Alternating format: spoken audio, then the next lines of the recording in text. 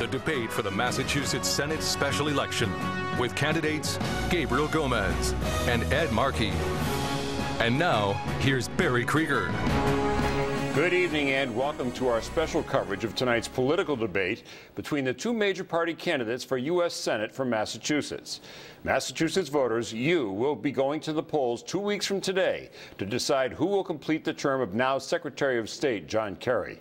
Congressman Ed Markey, a Democrat, and Cohasset businessman and former Navy SEAL Gabriel Gomez, a Republican, are meeting for their second debate tonight in Springfield. They are at the studios of Springfield's public television station, WGBY. WGBY's Jim Madigan will host tonight's debate. Here is Jim Madigan. Good evening. Welcome to WGBY TV in Springfield for the Western Massachusetts U.S. Senate debate between the Republican candidate, Gabriel Gomez, and the Democratic candidate, Edward Markey. I'm Jim Madigan of WGBY Public Television.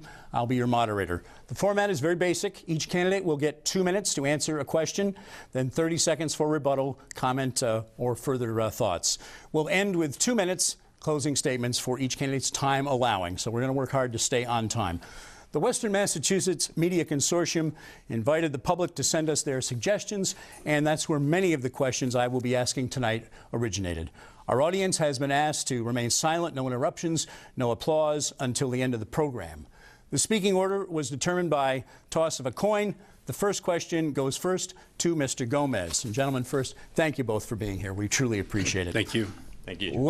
Last week, we learned that national security agencies have the capacity for capturing the phone records of millions of Americans and tapping directly into many top internet companies, including Google, Yahoo, and Facebook. It's a program called PRISM. Is this something we must accept as part of our modern life to fight terrorism and hopefully prevent terrorist attacks, or is it going too far, ultimately threatening liberty in liberty's defense? And beyond that, in your opinion, is Edward Snowden, who revealed the information to the media, is he a hero holding our nation to its Constitution and founding principles, or is he a criminal, even a traitor? Mr. Gomez. Thank you, Jim. I'll answer that question in a second. I think first, I just want to talk about the issue of a fundamental question of character and trust. Congressman Markey's been running ads on TV that are blatantly trying to mislead and take my context, my comments out of context, and basically not put the full statement in there. And I think personally, I think it shows everything you need to know about the kind of campaign that is being run right now, and personally trying to demonize and make somebody that I'm not, as opposed to trying to talk about his 40-year record. That this election here is going to be about who do you trust to put you, the people, before party and politics, and who do you trust to go down there and actually fix the problems that we're facing down in D.C. Do you trust a Navy SEAL who has always his whole life put party and politics last and put the people in the country first? Or do you trust D.C.? Do you trust Congressman Markey, who has put Washington and the party and politics first? I think it's a simple question. After 37 years, I think it's time for change. Now, in terms of the NSA program, we live in a different world now. And as a Navy SEAL, I served 9 years here protecting and defending the Constitution of the United States. And I have to admit, my first reaction, I was appalled about what's going on. Now, the other part that I'm not appalled by, that I'm not surprised by actually, is that the first reaction of everybody, unfortunately, is that they don't trust what's going on down in D.C. And you can understand why. You've got the IRS, you've got the government, the Justice Department seizing the records. You've got still Benghazi unanswered. And I think that's unfortunate because of the culture down in D.C. We need to fix that. Now, is Snowden a hero or a traitor? I think it's going to be determined after we find out more facts. But if his information leaked that puts anybody at risk, he is by far not a hero. He is a traitor. And I guess we'll find out when we get more information out there.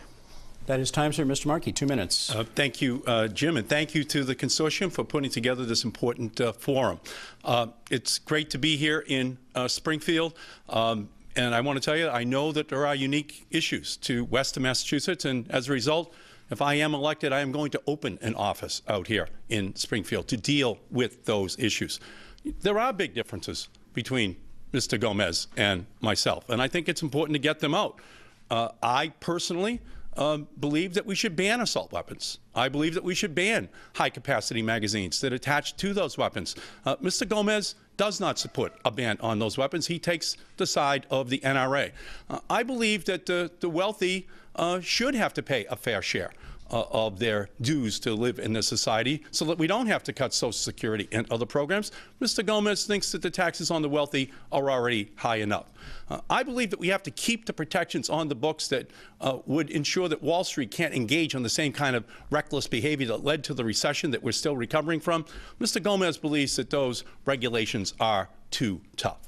On the question of the NSA, it's clear that Mr. Snowden broke the law. By his own admission, he betrayed the responsibility which he had. So I will leave it up to the prosecutors to determine what the appropriate punishment is, what he is charged with, but he broke the law, and he has said himself he's ready to accept the punishment. But at the same time, while we have to be tough on terrorism, we also cannot trample on the Constitution.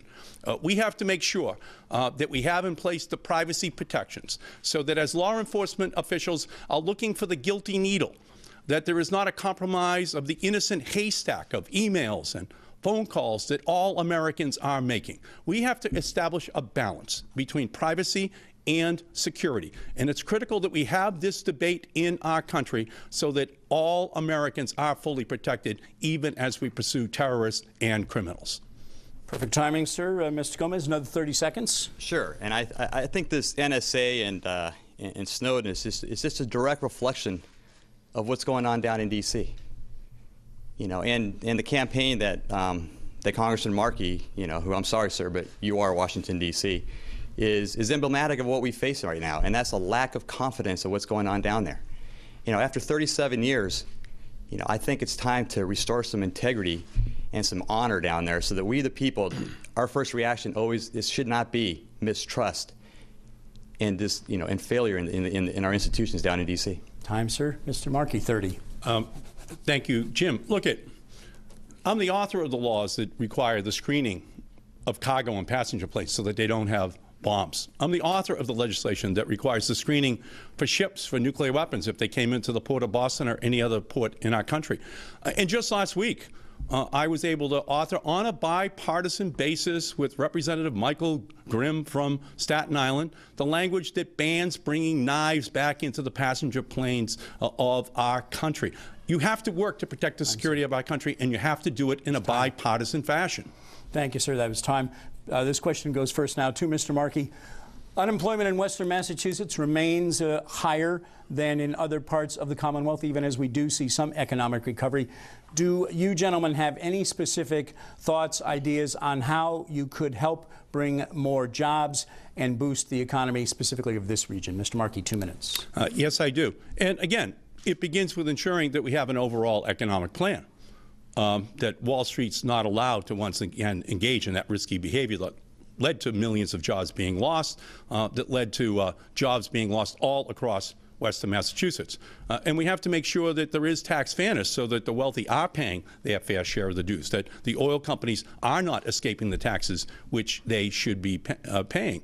Out here in Western Massachusetts, we have to make sure that we invest in the community college system in Springfield, in Holyoke. We have to make sure that we follow Richie Neal's leadership in ensuring that the Union Station project becomes the hub of transportation, of economic activity here in Springfield. We have to make sure that we fund fully the Life Sciences project that UMass and Bay State Medical want to bring to full life out here as a job creation engine. Western Mass can be a big part of that revolution. And we need to fund the Inland Railway from Boston out here to Springfield. That can be a real source of economic activity. As we improve the rail line, we also improve the likelihood that we are going to see economic activity that is brought out here to Western Massachusetts that continues to lower a too high unemployment rate. In Springfield, the unemployment rate is 10.7%. That is just too high. We need economic planning that is going to ensure that we put in place the kinds of programs, beginning with education and healthcare, life sciences, the other major industries that will ensure that this is an area of vibrant economic activity. I also believe that Western Massachusetts should be a location for a manufacturing hub so that we can have innovation beginning out here in the western part of our state that becomes a center for economic growth for generations to come. Thank you, sir. Mr. Gomez. Sure. There's only one of us up here who actually voted for the bailout of Wall Street, sir. And that's a bailout that provided billions of dollars to the Wall Street banks so they can pay their executives, sir. You're the only one up here that actually voted for that bill. So to say that, that somebody else is in the pocket of Wall Street is pretty duplicitous, sir. There's a number of ways that we could grow the economy here. Right now, the 10.2% unemployment is significantly higher than the state average and the national average. The first thing I would do is I'd actually repeal the medical device tax on the Affordable Care Act. There are now more and more medical device companies that are going to be based here in Western Mass and in Springfield. And that is an onerous tax which is going to force companies to either trim their employment or go manufacture somewhere else. The second thing I would do is I would reform the corporate tax code. Right now, we've got a lot of loopholes that we can close, but we have a 35% corporate tax rate that is one of the highest of all the industrial nations out there. In order to be competitive, President Obama came out and said that we should lower this corporate tax rate to 28%. With a lower corporate tax rate, we can actually have companies that will have more money to invest not only in themselves, their people, but in hiring people as well. And I would go for having more trade agreements. We recently signed one with Colombia about a year ago, and the governor went down to Colombia to foster more trade. Obviously, I would invite the unions to have a seat at the table and to have a discourse with us to make sure it's all fair. But we need more trade agreements so we can actually have manufacturing come back to Western Mass and to Springfield here so that we can actually start having more markets open so we can start shipping our products and our services out there. We were a manufacturing hub before. We need to return back to a manufacturing hub. But more importantly, we also have to have a lower corporate tax rate so that we can actually have more companies hiring and investing in their people in the future going forward.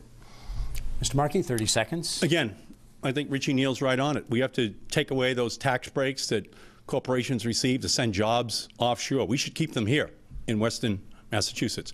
We should take away the tax breaks from the oil companies. They just don't need those tax breaks. We have to make sure when we look at a company like Apple escaping taxes that we wind up with a tax system that takes a bigger bite out of Apple and takes a smaller bite out of middle-class families on the taxes which they pay. We need an overhaul of our tax system to make sure the big guys pay their fair share. Our next question will, Mr. Gomez, 30 seconds, pardon me. Sure. I would not have voted for the Wall Street bailout. What I would have voted for actually is to actually we have over $1 trillion of corporations that have cash overseas. Give them a break to come back. Tax them at a reasonable rate to have their money come back into the economy and stimulate it that way. That way you actually trust the free enterprise, the private sector, the people that can actually create these jobs here. Would you rather trust the government in D.C. to create these jobs with an $800 billion stimulus package that went to paying the Wall Street executives, or would you rather have the private sector doing that for us, which is a lot more efficient and better? Time, sir. Okay. Next question goes first to Mr. Gomez. Time for the next question. Now, let's talk taxes, specifically personal income tax, to help close the federal deficit. Now, Mr. Markey, you have said that the wealthiest among us should pay more, in your opinion. Mr. Gomez, you've said raising taxes again will hurt the economy and kill jobs. Let's take the next few minutes and just let you both explain and debate specifically your tax ideas and plans. Mr. Gomez, first for 2 minutes. Sure. I think we need to have a balanced approach about how we deal with the mess that's being created down in D.C. With the $17 trillion in debt, with the business practices that are coming out of D.C. that are so business unfriendly. Now, I think that we've dealt partly with the revenue side. We've raised taxes on the top 2%, and we raised taxes on everybody with the payroll tax. And I think the way to actually raise revenues, at least initially, is to have a reform on the tax code, on the corporate tax code, and on the personal side as well. You close all these loopholes. I'm for closing a lot of the corporate loopholes, but I'm also for making sure that we throw everything into the bucket and discuss it all, as opposed to coming in there with preconditions. And that's the problem that's going on down in D.C. There's not enough compromise and people talking with open ideas. People go in there and saying, well, this is off the table or that's off the table. You need to go in there and have an open mind and discuss everything. That way we can actually take the best of ideas from both sides and go forward on that. Now, on the personal side, I think we should close a lot of the loopholes on the personal side. I came from the financial services industry, the private equity industry. I would throw the carried interest in there. I'm not going to go in there with any preconditions saying nothing's off the table. Everything needs to be on the table there. Now, in terms of the tax code, I think it needs to be fair and simple. I think that, you actually pay more than your assistant, Congressman Markey. You talk about the Buffett rule that if you make more than $1 million, you should pay, taxes at a higher rate than your assistant. You make less than your assistant, you pay a lower rate, Congressman Markey. I think it should be a fair tax code so that the more you make, the higher your rate is. But I also think that we should be able to do our own taxes. I bet you almost nobody in this room can do their own taxes. Now, I know accountants aren't going to be happy about that, but the reality is we should be able to do our own taxes in a simple, efficient way. Right now, what we need is a tax reform that is fair and that is simple. And I am for putting everything on the table and discussing it. I have no preconditions about what we should be discussing. As I said, that's the problem down there in D.C. right now. You've got two sides that are not talking to each other, not willing to compromise, and not willing to take the best ideas from both sides. If that's the only way we're going to move this country forward, is to take the best ideas from both sides and have somebody down there who can actually do that. Time. Thank you very much. 2 minutes, Mr. Markey. Tax policy. Yeah, a big part of the economic mess that we're still recovering from because of the leadership of President Obama is this crazy tax system that the Bush administration began to put in place with Republican control of the House and Senate back in 2001. Two massive tax breaks skewed dramatically towards the wealthiest. Then they fought two wars without paying for it, putting it on the bill. And then they turned a blind eye to what was going on Wall Street as Wall Street played games with derivatives and credit default swaps, and that gambling ultimately led to a collapse of our economy. And we're just digging out now. So if we're going to overhaul the tax system, we have to begin with the mistakes that have been made over the last decade to make sure that everyone pays their fair share. So let's just begin with the oil industry. The oil industry receives $40 billion worth of tax breaks over the next decade. Subsidizing the oil industry to drill for oil at this time with record profits is like subsidizing a fish to swim or a bird to fly. You just don't have to do it. We have to take back that funding. The same thing is true for the hundreds of billions of dollars of tax breaks which multinationals get to send jobs offshore or hide their earnings down in the Caribbean and these loopholes, these tax dodges that are down there. We have to make sure that the billionaires pay their fair share as well. That is going to be central. If we're going to have tax fairness, we have to look at all the loopholes. Then we can lower the corporate tax rate. We can make ourselves more competitive. But first, you have to be honest about the tax breaks that have been given away, draining revenue, creating a deficit, not adding to our productivity, while at the same time enriching those at the expense of those who need it the most, and leading to calls for cuts in Social Security and Medicare, which are just not justifiable if we could reclaim those revenues. Time, sir. Thank you. Mr. Gomez, another 30 seconds. Sure. Let me take you back in time for a second. The year was 1976. The national debt was $680 billion. Now, I didn't even know, I was an 11-year-old kid playing Little League Baseball, and Tom Brady wasn't even born yet. I didn't even know what the word trillion was at the time. It is now $17 trillion, Congressman. And during that time, not only have you raised the national debt to $17 trillion, but you voted 6 times to increase your own pay to help raise that national debt. And you've also voted 31 times to keep increasing the national debt ceiling. So I think that, you own the national debt, sir. Time. 30 seconds. Look, we just have to create more fairness in our society so that the rich don't just stay getting richer and the rest pay taxes.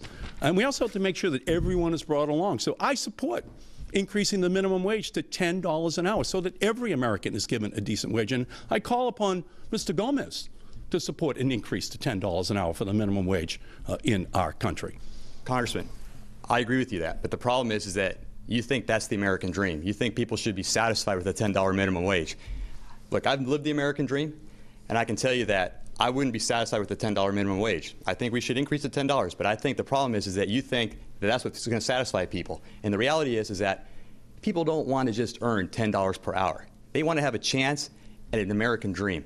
And that does not include just being stuck earning $10 an hour, Congressman. Look, there are 580,000 people in Massachusetts right now at or near the minimum wage. Their dream is just to get up to $10 an hour. Their dream is just to make sure that when they put in a full week's work, at least they're bringing home something that's decent. Let's just start there. Let's just agree that the minimum is that those people deserve a raise, and that we're going to put that on the books, and we're not going to delay. We're just going to make sure that everybody gets the raise they need, especially those who are at the bottom of the economic ladder. Sir. I think we it's allowed you an extra 25. Go ahead, we'll allow. Just keep it even. So I'm sorry, but I think it's an absolute insult. The question was asked. Sir, I just have to say that I think it's an absolute insult to think that they think it's a dream to go to the minimum wage of $10, sir. I agree that they're going to be thrilled to get to $10, which I will support, but I take umbrage with the fact that you think that they're going to be satisfied and they've achieved their American dream. I'm an example of the American dream. I'm a kid who didn't learn English until he went to school. And you think I'd be satisfied if I was making $8 an hour going to $10 an hour? I'll tell you what, absolutely not. And I would be ashamed of anybody thinking that that's their American dream, and sir. by, Jim, that was about 35 seconds. Go ahead. I did not say it was the American dream. I said it was the minimum out of decency that we can do for people who work 40 hours a week at the minimum wage. That's what I'm saying. It begins there. Then through education, then through health care, then through other opportunities, we give them a pathway. But the least we should say to these people who are working all day long is they're entitled to a minimum wage. That's not the dream. That's just the beginning of the dream.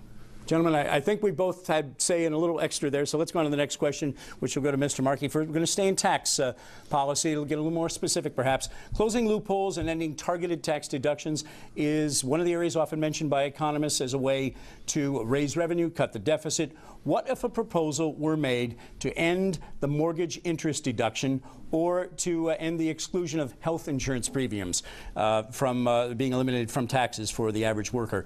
Do you know where you would stand on those questions? And Mr. Markey, first 2 minutes. Yes, I know where I would stand. I would be opposed to changes. I think the ownership of a home in America is a part of the American dream. It is something that everyone aspires to. And the mortgage deduction makes that possible. It gives people a reason to believe that if they work hard, if they save, that there will be a tax break there that helps them to be able to afford the home. Maybe it's just a starter home, but then over the years, they can continue to dream. And the same thing is true with health care benefits. Those are earned benefits. Those are benefits that make it possible for people to say to their families that you don't have to worry, that your health care is protected, that you don't have to lie awake at night in fear that your health care could be compromised because you can't afford the policy that, in fact, is needed for your family's needs. So from my perspective, owning a home, protecting the health care of your family, those things are essential. Those things go right to the heart of what it is that gives family real hope that their future can be a lot different from their past. So I would not touch those tax breaks. I would ensure that they were there and that they stayed there for as long as our country exists. You have an additional 35 seconds if you wish to continue. All right, very good. 2 minutes, Mr. Gomez. Sure. You know, I have a number of American dreams, and I'll tell you, I fulfilled one of them. You know, I own a home in Massachusetts, and I am extremely proud that I live here and that my home is here in Massachusetts. I couldn't be more proud about that. Now, you know, would I prefer to have the mortgage interest rate or the mortgage interest deduction and the health insurance premiums, you know, be part of the, or be at the final part of the solution to a grand bargain? No. That would be one of the last things that I would want to approve.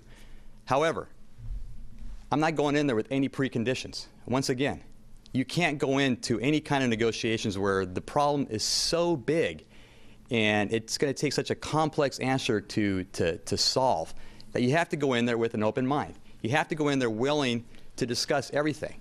Now, I would obviously put that towards the very bottom of the list, but the bottom line is that you have to be able to discuss things so you can have trade-offs going back and forth. To go into any kind of negotiation like that with the preconceived notion that absolutely not, we're not going to touch that, I think is just symbolic of what's going on down in D.C. I can't frame it any better than what he just did for me.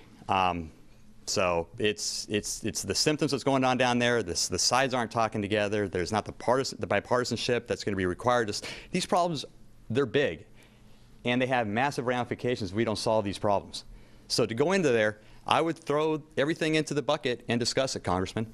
And in the end, I would fight to make sure that we keep our mortgage interest deductions and that we have our health insurance premiums, because that is a core part of what we have. But it has to be part of the discussion. You can't go into anything saying that there's no way I'm going to talk about that. It's just emblematic of what's wrong down in D.C. And I hope to go down there and to change not only, find solutions for these problems, but to change the culture and the attitude of what's going on down there, because that's what the American people, that's what people of Massachusetts want us to do right now. Time, sir. Thank you. Mr. Markey, another 30 seconds. Well, I do have a precondition. And my precondition is that the home mortgage deduction is not on the table. The people should be able to rely upon that promise, that they will be able to afford the home of their dreams, that all of their work will have been worth it, that they will have achieved that status in our society. So that is a precondition that I will set. And the same thing is true for health care. These are essentials. This is the heart of what it is that the American government, that the American people expect from their government in ensuring the security of their family. All right, we allowed about 5 seconds extra, so 35 seconds if you wish, sir. Going into anything with preconditions almost, falls you to failure at the end. And the ramifications of us not solving this debt crisis and this economic crisis that we're in is too great. So in the end, if you go in there with preconditions and you hold the line until the very end and you don't trade anything else off, the end result's likely going to be that you're going to be worse off because you're not going to solve the problem. And that's why we are where we are right now, Congressman. That's why we are where we've been for the last 37 years, sir. That's time, sir. All right. The next question goes first to Mr. Gomez. Let's talk gun control. You have said, Mr. Gomez, you support expanded background checks for people wishing to buy guns, but you don't want to restore the assault weapons ban or a ban on high-volume ammunition magazines. Your opponent has criticized you extensively on that, both in appearances like this and in his advertising. Let's explain your position and then hear his response. Sure. I think that there's a lot of people in my party that are wrong on gun control, and there's a lot of people in your party, Congressman, that are also wrong on gun control. I think what we need to do to go down there is we need to solve the problem on gun violence. And that means that we need to make sure that all weapons are banned from going into the hands of the wrong people. Now, I had the honor of serving in the Navy for 9 years, both as an aircraft carrier pilot and as a Navy SEAL. So I've seen firsthand what happens when these guns fall into the hands of the wrong person. And that's why I am firmly behind passing the Toomey Manchin bill, the expanded background check bill, which, by the way, the NRA hates. And I think the NRA is completely wrong on this. We need to go down there and pass the Toomey Manchin expanded background check. I'm ashamed that only 4 Republicans voted for it and that there weren't more conservative Democrats that voted for it. I'm the only one up here that can go down there and make sure that we get, when this bill comes back up, that it passes, not just with 60 votes, but more Republicans and more conservative Democrats. Because there's only one of us up here, really, that can go down there and have any credibility to go talk with both sides to get this bill done. Because this bill solves the problem, and that is we have to make sure we ban all weapons from getting in the hands of the wrong people. And that means that in this bill, what it'll do, it'll actually make our communities, our schools, and our kids safer. I'm a father of 4. I've got 4 young kids. The one thing I want to do is make sure that our communities and our kids and our schools are safer. And to think that you're the only political candidate to actually invoke the Newtown massacre for political gain is beyond disgusting. I can't think of, well, I can think of one thing, Laura, but, and you did that with the Osama bin Laden ad, actually. But I just can't think of anything that's just more divisive and not getting to solving the problem down in D.C. right now. Time, sir. 2 minutes, Mr. Markey. Thank you. Mr. Gomez thinks that when we talk about the differences between the two of us on very important issues, that somehow or other we're engaging in negative politics. We're not. We're engaging in the discussion that the voters of Western Massachusetts and the whole state need to understand so they can cast the right vote on Election Day. There's a big difference between Mr. Gomez and myself on assault weapons. He supports the NRA position, opposing a ban on assault weapons. I support a ban on assault weapons. Mr. Gomez supports the NRA position, opposing a ban on high-capacity magazines that attach to those weapons. that actually turn them into weapons of war that belong on the battlefields of the planet, but they do not belong on the streets of Massachusetts or any other part of our country. I want to go to the United States Senate to turn the NRA into not relevant anymore in American politics. Senator Manchin is from West Virginia. The minimum is background checks, but we're not West Virginia. We're Massachusetts. We are not the laggards. We're the leaders. We're supposed to give leadership to the country. Assault weapons should be banned. High-capacity magazines should be banned. 52 children die each week from gun violence in the United States. Thousands die each year across our country, adults and children. It is time for us to put common sense gun laws on the books so that families don't have to worry that when they send their children off to school, that it's not just a computer in the school, but there could be a gun nearby. We have to pass tough gun laws. We have to say no to the NRA. And I want to go to the United States Senate in order to play the role of someone who is fighting the NRA on a daily basis. Thank you, sir. 30 seconds, Mr. Gomez. I think it's clear that I'm fighting the NRA on this issue. I think it's also clear that this election is going to be about character and honesty and telling the truth here, Congressman. And the reality is that if you want this bill passed, this expanded background check bill passed, which is the best bill we're going to have when we get down to the Senate, you're going to need to send someone down there who can actually get more Republicans as well as more conservative Democrats, someone who can actually reach across the aisle, someone who can work with the rest of the people down there and find and get a solution that is the best for the communities, the schools, and the kids. Time, thank you. 30 seconds, Mr. Markey. Back in 1994, there was an epidemic of assault weapons in the country coming in from China. The Chinese Army was selling 1 million a year at $130 apiece. I put together a bipartisan coalition to keep those guns out of our country, and I was successful. The background check law is good. It's just a start. It's something that West Virginia senators can support. We have to make sure that we build the coalition so that assault weapons themselves are banned, so that the high-capacity magazines that turn these into weapons of war are banned. Thank you. Next question goes first to Mr. Markey. Let's talk about the Paycheck Fairness Act. Senator Barbara Mikulski of Maryland currently has a bill she has put together. It's supported by the senator you both hope to serve with, Elizabeth Warren. Would you support the Paycheck Fairness Act to close the gap between what women and men earn, or do you feel that some of its requirements, as opponents say, including a protection for employees who question company pay policies and mechanisms to enforce the policies of the government, are they too stringent? Could they hurt small businesses? Paycheck fairness, where do you stand? Women only make 70 cents on the dollar for what a man makes. That's wrong. That's just immoral. It's 2013. This era has to end. Women should be treated equally in the workforce. And women, for example, in the health care bill that just passed a couple of years ago, for the first time in that bill, women are no longer discriminated against. Women are not going to have to pay higher premiums for what is the same policy that a man gets. We have to keep going down this line to end the era of discrimination against women that has plagued our country for generations. And paycheck fairness essentially is right at the heart of it. When you work the same job, when you work the same amount of time, when you're just as productive as a man on a job, you should receive the same pay. And you shouldn't have to worry about it. You shouldn't have to negotiate for it. You shouldn't have to protest and organize for it. It should be a right and not a privilege that a woman is paid the same as a man for the same work. And that is, from my perspective, something that has to be rectified. 77 cents on the dollar is just not right. It's wrong. It's morally wrong. I know that my mother, when she was a girl, my grandmother passed away, her mother. And it was an immigrant family, my family. And when my grandmother died, the social safety net in our country was one of the girls is going to have to stay home. That girl was my mother. She was the valedictorian, but she had to stay home, take care of the younger 3 sisters. That was the social safety net before Franklin Delano Roosevelt.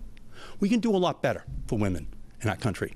Just to think of them as a social safety net, or they get less, or they have to make the sacrifice. No, we're in a new era. It's the 21st century. Women deserve equal pay for equal work. It's time, and Mr. Gomez, 2 minutes. I think it's a disgrace that we even have to have an act that that makes women equal with men. I mean, it's just common sense. You know, it's a disgrace to have any kind of discrimination, whether it's based on gender, whether it's based on race, whether it's based on religion, whether it's based on anything. I mean, I spent 9 years, you know, as a pilot and a SEAL, protecting and defending the Constitution so that everybody has a fair treatment, whether it's race, gender, sex, you know, political belief, religion, etc. So, obviously, I would support that. I just, and I was fortunate. You know, I served in the military with, you know, amazing women right now that are out there as we speak, fighting, you know, flying fighter planes, they're embedded with the Marine units, and performing all the same actions that the men are doing right now. And we've seen a lot of them lose their lives over there, and they bleed just like the men do. And it's an absolute disgrace that we even have to be talking about this. You know, I think that you know, obviously women should make exactly the same as men, and obviously I think they should make more if they're doing a better job than men as well. Like I said, there should be no discrimination whatsoever when it comes to any of this right now. You know, I've been fortunate. I've had the honor of working with, you know, extremely intelligent men and women, and where I came from, we all made the same amount of money if we were doing the same job, and that's the way it should be throughout the country, and it should be throughout the corporations, and there should be obviously massive penalties if that's not the case, because we are in the 21st century, and we're at a stage now where, you know, actually, hopefully, if my daughters, they want to go out and they want to join the Navy and become Navy SEALs, I hope that job's actually available to them when they get of age. I hope they can do every single job that men can do right now in the military, and that's just a fact. Time, and you have an additional 30 seconds, Congressman. Thank you. You know, a generation ago, women just weren't given the same opportunities. Women weren't allowed into law schools. They weren't allowed into medical schools. That's just the way it was. People said, well, they're just going to take up a seat that a man should be in. Well, today we're nearing a point where women are a majority in medical schools. They're a majority in law schools. And we now have to make sure that all the glass ceilings are taken down so that women have equal opportunity and women are paid equally. It's a long struggle. We're still at 77 cents on the dollar. We just have to continue to fight until true equality is reached. Time, sir. You can have another 30 seconds. Mr. Gomez. Sure. Like I said, I think that obviously this bill needs to pass. It's one of the important bills down there, just like all the other bills that we're going to be passing in terms of immigration reform and in terms of, you know, extending this into gay rights, into where if two people are in love, they should be able to get married. We are now past the 19th and 20th century. We're in the 21st century. The fact that we're even talking about this is, I mean, it's sad and it's troubling, but we got to come to these kind of solutions so that we don't have these problems going forward. Thank you. That's time, sir. Next question goes first to Mr. Gomez. The Keystone XL pipeline. I've received a surprising number of questions, it seemed to me, for this region about that issue. The project to be completed that would bring Canadian crude oil across the United States to ports in Texas. Opponents say it is environmentally unsound and damaging to even extract this fuel in Canada, potentially dangerous to pipe it through America's agricultural heartland. Supporters say it will help boost the U.S. toward energy independence. Where do you stand on Keystone Pipeline, the final phases of it, and why? Are the potential benefits worth the risk? And Mr. Gomez, 2 minutes. Sure. I'm a Green Republican. I believe in climate change, and I believe that humans have had something to do with climate change. You know, there are people in my party, you know, who deny science. There's people in Congressman Markey's party, maybe including himself, that deny math when you start talking about the budget. I believe that we need to have more wind, you know, more solar, more hydro, more renewable type energy, more green type energy. But I also come from the private sector, knowing that not every single green project is a good project. And that's the problem. That's one of the differences between me and Congressman Markey. He thinks that every green project is a good project. He thinks that Solyndra was a good project. There are projects that are worth investing in, and there are projects that are not worth investing in. Keystone is a project that we should be investing in. It creates jobs. It lowers our energy costs. It makes us less energy dependent around the world, which is also a national security issue. And it is environmentally friendly. The State Department did a 3-year study and came back and said that there is negligible difference on the environment with the Keystone project. Now, Congressman Markey has, an outside, I guess, attack guy coming out, a billionaire out in California who obviously opposes the Keystone pipeline. So he's going to be out here spreading who knows how many, misstatements and mistruths about my position and all that. My position is clear here, and it's clear about why I support the Keystone pipeline. And it's also very clear that there was a 3-year study by the State Department that came back and said this has negligible effect. So when you look at this on a one-off basis, like private sector people do, and they look at each project independently, and they weigh the pros and the cons, the pros completely outweigh the cons in this instance, in this situation here. You've got more jobs coming in. The AFL-CIO was in front of Congress just about a month ago saying that those that are opposing it are short-sighted and narrow-minded, sir. 2 minutes, Mr. Markey. Thank you. I heard Mr. Gomez talk about math and the budget. Well, it's really not math. It's just arithmetic. It's very simple arithmetic. It's not as complicated as math. It's something you learn in grammar school. And let's be honest, the Republican formula is always the same. Dramatic increases in defense spending, massive tax breaks for the wealthy and for their favored corporations. And then they start to cry their crocodile tears about how concerned they are about balancing the budget. And then they turn to Social Security and they say, oh, change CPI. Let's cut Social Security. Let's cut Medicare. Let's cut education programs. That's very simple arithmetic. And I think the voters of Massachusetts understand that is the Republican formula. Very simple arithmetic, and it keeps working against ordinary families. On the Keystone pipeline, the Canadians are mining the dirtiest oil in the world. They want to build a pipeline across the United States where we would run the environmental risks of that pipeline. And then they want to bring that oil down to Port Arthur, Texas, which is a tax-free export zone. And then they want to export the oil out of the United States while saying that they want to protect the national security of our country by having North American energy independence. Well, then why are they sending it to an export zone? I'll tell you why. Because they can make more money on the international market than they can make selling it here in the United States. So what's in it for the United States if we have to continue to import oil from OPEC at OPEC prices, and we allow the Canadians to build a pipeline through our country, which then exports it, and we take the environmental risks? Where's the economic benefit for our country? And on the question of solar and wind, which, Mr. Gomez seems to denigrate, let me just tell you, we're in the middle of a renewable energy revolution of wind and solar and biomass and geothermal, plug-in hybrids, all-electric vehicles, reducing dramatically greenhouse gases, creating jobs here in America, and backing out imports of oil from across the world. And it is something that the United States has to stay on course to be the world leader. Time. I think we had about 10 extra seconds here. We'll allow you 10 extra now, sure. 40. I'm not sure where that negative attack came out about me denigrating solar, wind, and solar, sir, because I wasn't denigrating by any means. And again, if you want to talk numbers, the year was 1976. $680 billion was the national debt. It is now $17 trillion, sir. You are Washington, D.C., and you own the national debt, sir. Now, we have a couple choices on Keystone. Not only is it a good project, but if we don't do it, it's going to China.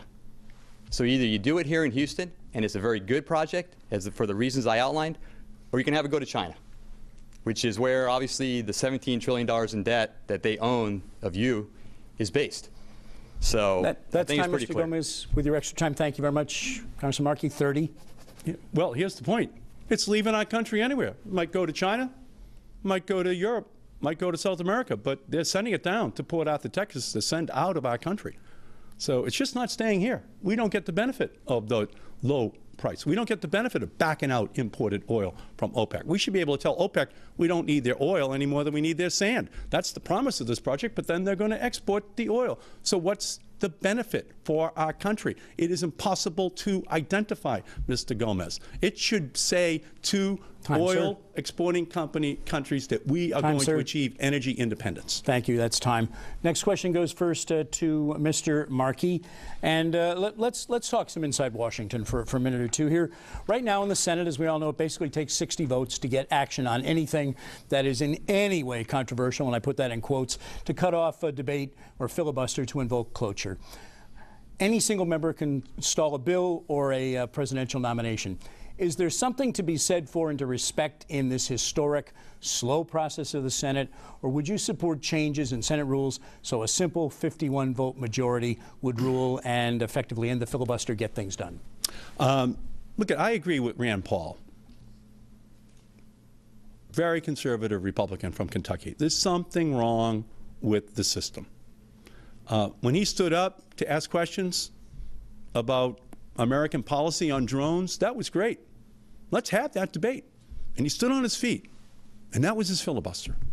That's the way it used to be. That's Mr. Smith goes to Washington. That's Jimmy Stewart. You're up on your feet. You're having the debate.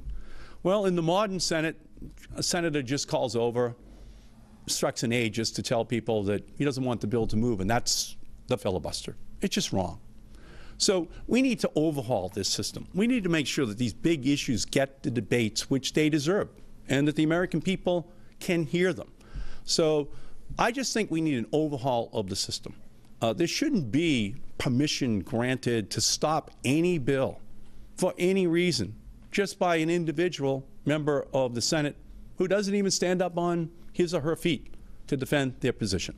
We have to narrow down the number of issues that really do satisfy the need to have a true filibuster that is conducted across this country, and we need to overhaul it on a bipartisan basis. I think the one thing that Democrats and Republicans should be able to agree upon is that this whole era has now devolved into something that is anti-democratic, that it does not allow for a full airing of the issues, that it gives too much power to individual senators that control the fate of very important issues.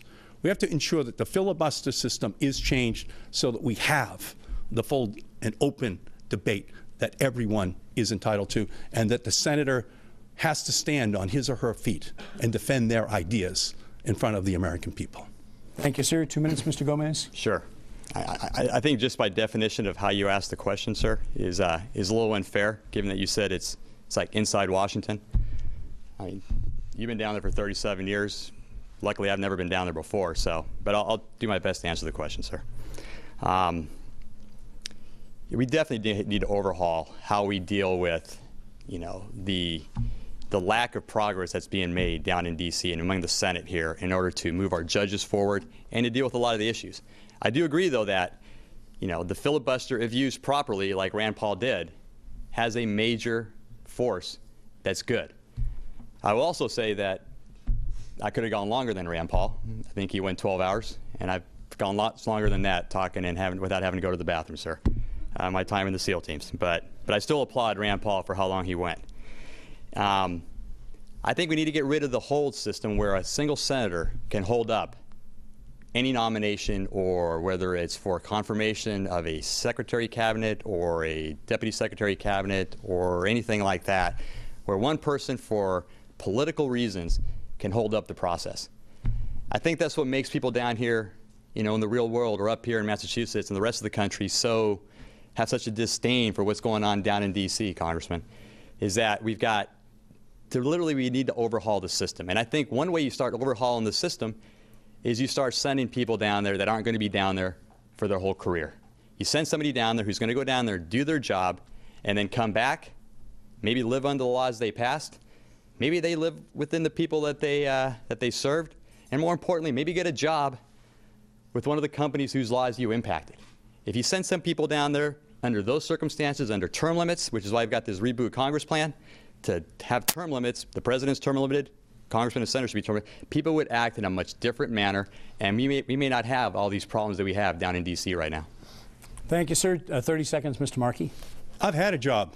My job is to have been fighting the Tea Party Republicans who have come to Washington to make sure government doesn't work. That's been my job.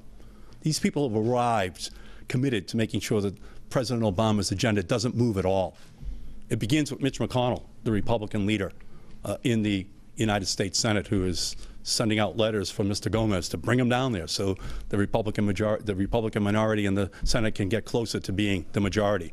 Mitch McConnell and those other Republicans, they're paralyzing our government. Sir. We have to make sure that we democratize the Senate so that it works for the American people once again. Time, sir. We are getting tight on time. Mr. Gomez will allow you equal, though, about 35 seconds. If he wants to run against Mitch McConnell or Newt Gingrich or, my God, Gerald Ford, he was down there when he was president, when you first got down there, sir, you should have ran against them. I'm going to tell you exactly who I am. I'm a Navy guy. I'm a husband. I'm a father. I'm a vet. And I'm an American first. And I'm somebody who's going to put the people and their country before party and politics. That's who I am. And that's what I'm going to do when I get down to D.C. All right, that is time, gentlemen. We have time for one more question, but I believe, and literally the producers are going to need to listen to me as I say this, we can only give you, I think, 1 minute to respond, and then I think we can probably give 20 or 30 seconds for comment or rebuttal. In principle, do you think, and this question goes first to Mr. Gomez, that you would support an effort, a constitutional amendment, to reverse the Citizens United Supreme Court decision letting labor unions and corporations make unlimited political donations, or should they have those same free speech rights as individual citizens? 1 minute, Mr. Gomez. I think it's just free speech. I think people should be able to have free speech out there. Now, in a perfect world, would I want people to become more engaged and have more say in how we handle our politics and how we determine our politics? Of course I would. But the reality is that's just not the case. And the reality is that we have people that have been down in D.C. for 40 years that have been taking money from special interest groups for so long that they have a massive war chest. And then they expect us, the new guys coming in, who want to go down there and change things and make things better, to play under a different set of rules. So in reality, it'd be like, I guess what was good for them isn't going to be good for us. And that's part of the difference of what's going on down in D.C. They're in a cocoon down there where everything's going on, that it's so good down there in D.C. that they think the rest of the country's doing well. But the reality is that they live in two different worlds, the D.C. world and then the real world, the world that you and I live in, and it needs to be fair. 1 minute, Mr. Markey. Citizens United versus the Federal Election Commission is one of the worst decisions in the history of the United States. It allows unlimited amounts of undisclosed money to come into a state to back one candidate or the other without the people of that state knowing who gave that money and in what quantities they gave that money. So it could be the NRA, could be the insurance industry, could be anyone coming in. You wouldn't know, so you wouldn't have any idea then who the person who was the beneficiary was indebted to. We need more transparency. We need to ensure that democracy works, that people know who they're voting for. We have to overturn Citizens United versus the Federal Election Commission. We need a constitutional amendment to overturn Citizens United versus the Federal Election Commission. That is the heart of democracy. It is transparency. It is accountability. It is knowing who backed each candidate for the United States Senate as people are voting on June 25th. That is the only way that that candidate can then be accountable as a senator. Thank you. 30 seconds, Mr. Gomez. It's a little hypocritical because you're the one that's taken $3.5 million from special interest group, Congressman, and over $1 million of it from groups that you actually oversee and regulate. I'll tell you what I would support. I would support if all the people that have been down to D.C., for senators that have been down there for more than 2 terms, and for congressmen that have been down there for 3 terms, if they resigned, then I'd be open-minded to actually a brand new law that deals with donations and all that, because then they have a level playing field. So if you're willing to do that, if the senators have been down there for more than 2 terms, for congressmen that have been down there for 3 terms, I am absolutely open-minded about that. Time, sir. Mr. Markey, 30 seconds. Yes, Mr. Gomez is saying he knows where my contributions come from. Exactly. He's able to tell you where my contributions come from. Under Citizens United versus the Federal Election Commission, it will all be secret. It'll be hidden. The voters will never know. That's the position which Mr. Gomez has taken. Hide the funding for the candidate from out of state that then elects a senator from the state of Massachusetts. That's not right. That's not who we are. We fought beginning at Lexington and Concord to ensure that there would be full accountability for every single public official in our country. Time, sir. Mr. Gomez wants it to be secret. Time, and I have to be strict on it. I'm sorry. We can squeeze one more question in, I believe, again, at the 1 minute level. And a number of people asked us to ask you this, and this will go first to Mr. Markey. If you're elected to the Senate, would you support repeal of marijuana prohibition at the federal level, thereby allowing states such as Massachusetts that are making their own laws, whether it's decriminalization or medical marijuana, to basically do what they want, perhaps controlling and taxing marijuana? 30 seconds, I'm sorry. I support the medical marijuana law that passed here in Massachusetts. I think that's a start. We have to ensure that we can police it. We have to make sure that we can administer that properly. And we have to make sure that it is only used for medicinal purposes. That's the role that I think marijuana should play, and that is why I supported the referendum when it was on the ballot. And you have 30 seconds as well on that question, sir. I think this should be left up to the states, and I would only support marijuana use for medicinal purposes right now. I'd just like to say, tonight, muchas gracias por todos los que están escuchando esta noche. Ha sido un placer hablar aquí por una hora con mi amigo aquí, Congreso Markey. Lo que tú ves es dos diferentes estilos de personas. Una persona que te va a decir la verdad del corazón y otra persona que te va a tratar de asustar, porque él está asustado. Gracias. That was time there, and gentlemen, no time for further comment there. I apologize. We will go to closing statements, and you will each have just 1 minute. Toss of the coin again, determine the order there. Mr. Gomez, first closing statement. You have 1 minute, sir. Sure. Thank you, everybody, for listening to Washington tonight. I'm running because I want to serve. I started my career in the military, serving as an aircraft carrier pilot and a Navy SEAL. I've got 4 young kids. I want to make sure that my kids and everybody else's kids had the same opportunity to achieve their American dream that I had. I've lived the American dream. I just want to make sure that everybody else has a chance to achieve their American dream. This election, it's about the future. It's not about the past. It's about new and fresh ideas to go down there and solve the problems, not old and stale ideas and keep things broken the way they are. And it's about putting people before party and politics. I'm going to approach this job with a military man's discipline, a father's sensitivity, and a businessman's experience. I hope to earn your respect, and I hope to earn your vote on June 25th. Otra vez, muchas gracias por todo lo que están escuchando esta noche. Es un placer hablar contigo esta noche. Gracias. Thank you very much. Thank you, sir. 1 minute, Mr. Markey. Thank you. I am the first person in my family to have ever gone to college. I was a commuter, driving an ice cream truck to work my way through school. My mother, she was going to go to college, but my grandmother died. She had to stay home to raise the family. My father, he graduated from Lawrence Vocational High School and drove a truck for the Hood Milk Company. I know I've been fortunate, but I also know it's not about my family or Mr. Gomez's family. It's about everybody else's family out there. That's who we're going to the United States Senate to protect. So Mr. Gomez says he wants to protect the people.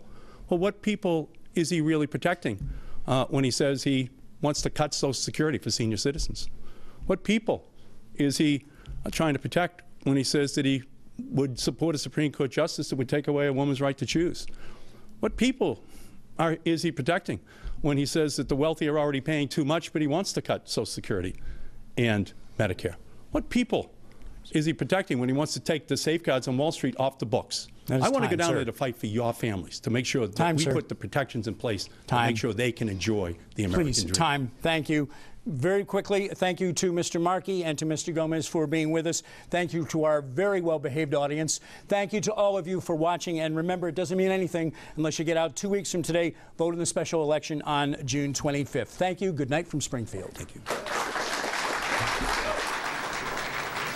And let me echo Mr. Madigan's comments. Thank you for joining us tonight for our coverage of the political debate between the 2 major party candidates for U.S. Senate here in Massachusetts. A reminder that the special election does take place 2 weeks from today on June 25th. 22 News will continue to follow these campaigns in this very important political race and will be your source for special Senate election results that night after the polls close. We'll have the latest coverage and results here on 22 News and on our website at WWLP.com. Thank you and good night.